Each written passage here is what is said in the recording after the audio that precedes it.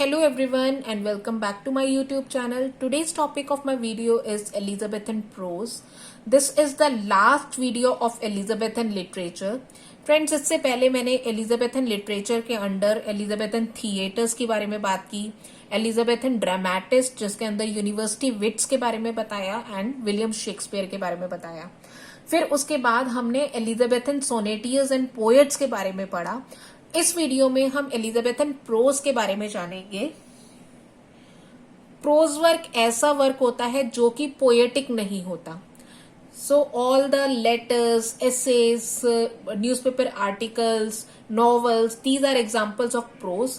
तो Elizabethan prose में जो मोस्ट इंपॉर्टेंट प्रोज था वो था Arcadia, which was written by Sir Philip Sidney, and Arcadia is the prose pastoral romance.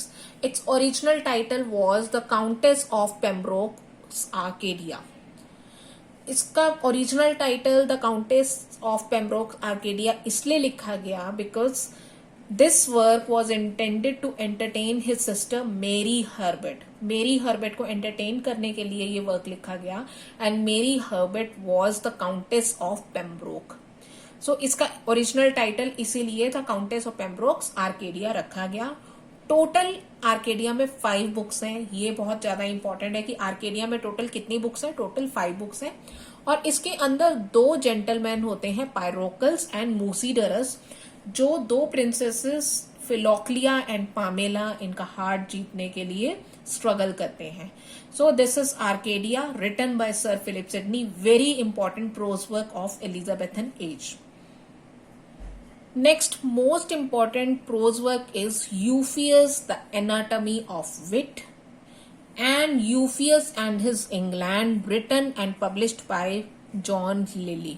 John Lilly ने ये 2 वर्क लिखे जिसकी वजह से यूफिज्म स्टाइल के लिए वो फेमस हो गए। Euphuism is a highly decorative and bombastic style जिसके अंदर काफी सारी literary devices like antithesis, alliteration, rhetorical questions, ये सब यूज होते हैं। So John Lilly is known for his euphuism style, and this style he used in his prose work Euphues, The Anatomy of Wit, and Euphues and His England. अब हम बात करते हैं Thomas Lodge, जो कि university wits थे John Lyly की तरह।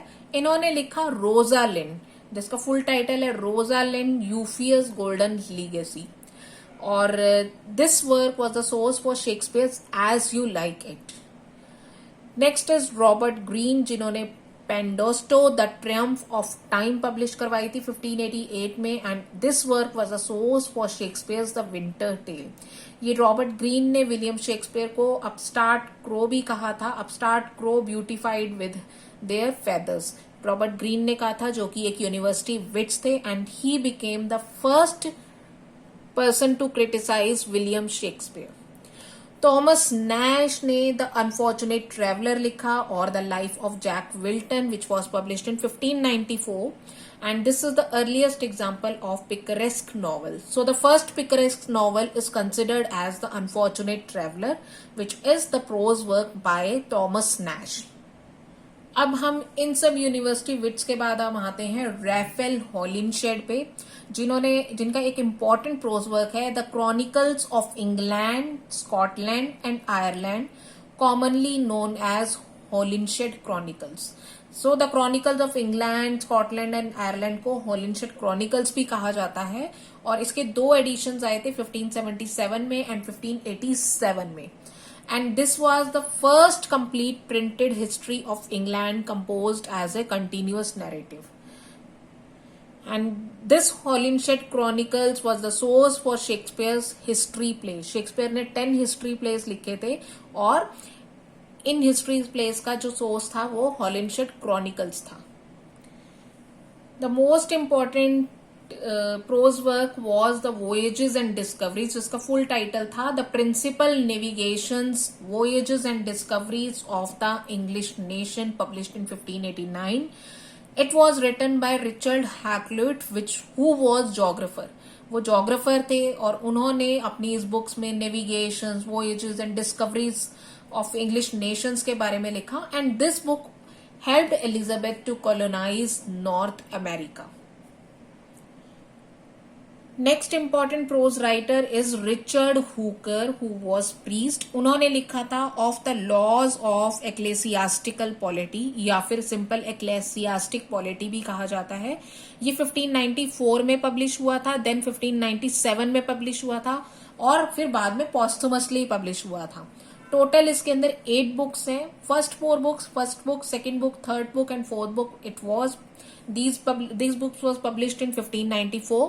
Fifth book was published in 1597, and last 3 books, 6th, 7th and 8th books were published posthumously, that means after the death of Richard Hooker. And this work is considered as the first work of theology, philosophy and political thoughts in English.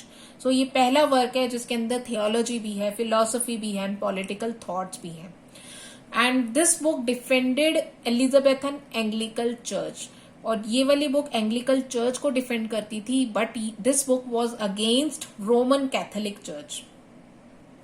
Now important work of criticism. George Gascoigne, जिन्होंने first literary critical essay लिखा जिसका नाम था certain notes of instruction concerning the making of verse of rhyme in English. 1575 में publish हुआ था. इन्होंने poetry, verse और राइम के बारे में लिखा था, and this was first literary critical essay written by George Gascoigne. Sir Philip Sidney ने भी एक क्रिटिकल वर्क लिखा था, which is the most important critical work, which is an apology for poetry और defence of poesy. These two are one and the same thing.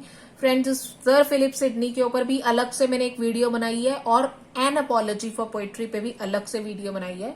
आप उस videos को जरूर चेक कीजिएगा, क्योंकि ये पेपर पॉइंट ऑफ व्यू से बहुत ज्यादा इंपॉर्टेंट है. सर फिलिप सिडनी के वर्क्स बहुत एग्जाम्स पॉइंट ऑफ व्यू से भी इंपॉर्टेंट है, एंड अपॉलॉजी फॉर पोएट्री भी इंपॉर्टेंट है. An apology for poetry was written in 1580, but it was published in 1590. And this work was written in response to Stephen Gosson's work, The School of Abuse. Stephen Gosson ने लिखा था The School of Abuse, and this was published in 1579. और उन्होंने Stephen Gaussian ने poetry के ऊपर charges लगाए थे, और वो 4 चार्जेस जो पोएट्री के ऊपर उन्होंने लगाए थे वो थे: poetry is the waste of time, poetry is the mother of lies, poetry is the nurse of abuse, Plato had rightly banished the poets from his ideal republic. पहला उन्होंने बताया था कि पोएट्री बिल्कुल वेस्टेज है टाइम का. Second जो उन्होंने चार्ज लगाया था कि पोएट्री में सब झूठ ही बोला जाता है, it is the mother of lies. Third बोला था poetry is the nurse of abuse, that means poetry से हम सिंफुल फैंसीज की तरफ चले जाते हैं. मैन का माइंड को एब्यूज कर देती है पोएट्री. जो चीजें हमें नहीं जाननी चाहिए, जो चीजें हमें नहीं देखनी चाहिए, वो पोएट्री दिखाती है. और फिर इन्होंने ये भी कहा कि स्टीफन गॉसन ने ये भी चार्ज लगाया कि Plato had rightly banished the poets from his ideal republic. Plato ने जो बुक लिखी थी रिपब्लिक, उन्होंने बिल्कुल सही कहा था कि पोएट्स को बैनिश कर दिया जाना चाहिए. So these were the 4 charges which were made by Stephen Gosson. Next important prose work is A Discourse of English Poetry, published in 1586. This work was written by William Webb, and this was the first published treatise exclusively dedicated to the theory of poetry. So जो first जैसे जो आते हैं, जैसे first published treaties है, या first written history है, या फर्स्ट लिटरेरी एसे है, तो आप सबको ये जरूर याद होने चाहिए कि ऐसे वर्क्स कौन कौन से हैं. सो ये इंपॉर्टेंट वर्क्स हैं. So these were the important prose work written during Elizabethan time. और इसके बाद, इस वीडियो के बाद, मैं एक पूरी एलिजाबेथन लिटरेचर पे एक कंपाइल्ड वीडियो बनाऊंगी जिसके अंदर पूरी एलिजाबेथन एज की समरी होगी. And this is all about Elizabethan prose. Friends, if you like my channel, if you like my video, then please press the like button, subscribe my channel and share this video as much as possible. And thank you. Have a nice day and best of luck for your exams.